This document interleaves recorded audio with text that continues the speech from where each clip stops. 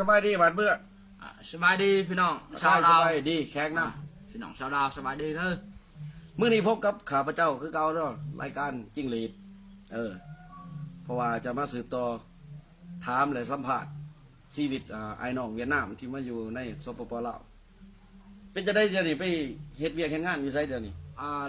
เฮ็ดเวียกในแต่ว่ายามดอนช่วยดอนเวนนี่แต่มันเฮ็ดเวียกก็ช่างไปเลยและยามเมื่อคืนตอนค่ำไปขายปลาหมึก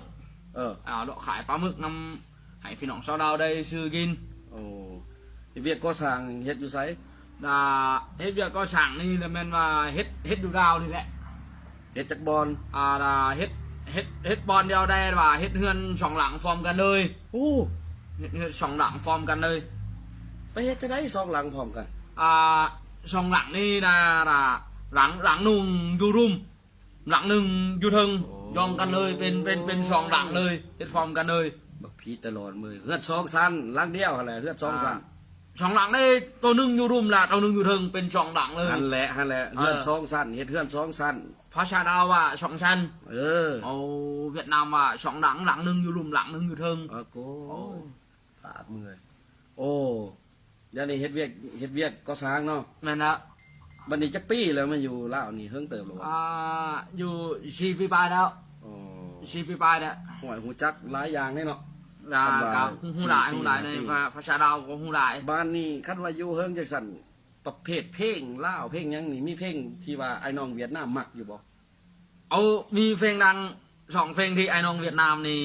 มักฮ้องกะข่อยก็ฮ้องได้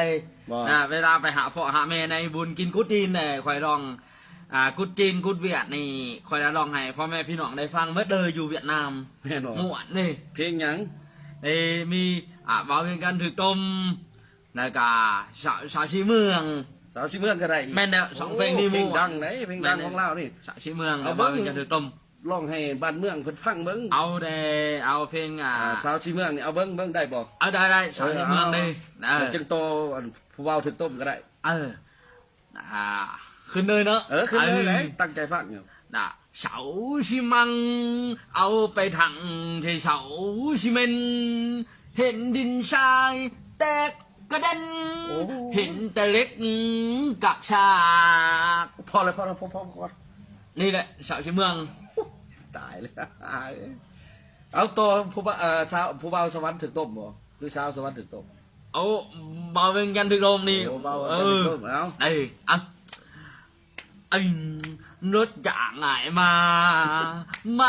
đại biếng buồn đơ nọng ngà chim mà khổ quấn đà sáo cho va hẹn mường cho bắn xe bồnกูยิตายแล้วมึงเลยเวียดนามเอ้ยบ่ม่วนบ่นี่เป็นเพลงดังในของนาวนี่แต่ว่าเอาไปร้องอยู่เวียดนามนี่พ่อแม่พี่น้องให้เงินค่าห้องเพลงนี่ม่วนนี่มันมวนอยู่ไอ้จ้างรถจ้างไอ้มามึงลองปีนมันมวนอยู่เรื่องมวนจะลองยังบ่ทันถึกบ่ถึกจะลองปีนซัดหัวกระเทียมบ้าอะไรแต่ว่าค่อยดึงน้องนั้นก็เป็นการร้องเพลงของไฟที่ว่าห้องได้ดีโอ้ยเจ็บหัวเลยเป็นจะได้ใบไม้ยังตีกันอยู่บ่ใบไม้นี่อย่างนี้ยามลมพัดนี่ไปอยู่ตามกันเลยเลยมีการต่อสู้กันคือเก่ากันนะยังตีกันใบไม้เป็นจะได้ไปขายปลาหมึกกลางคืนเขาก็ขายปลาหมึกนี่ได้ดีมีคนตอบสนองร้ายอยู่บ่ผู้บริโภคไม่ซ้ำนี่ไปขายแล้วเดี๋ยวเราไปออกง่ายๆนะได้เงินดีน้อยๆสิมีแนวปั่นเลยขายปลาหมึกลายออกลายออกลายออกเลยซ้ำนี่เวลาไปปั่นนี่มันลายออกซ้ำนี่เลยกินแฉบดีแฉบดีโอ้ยตายเลยเนาะเอา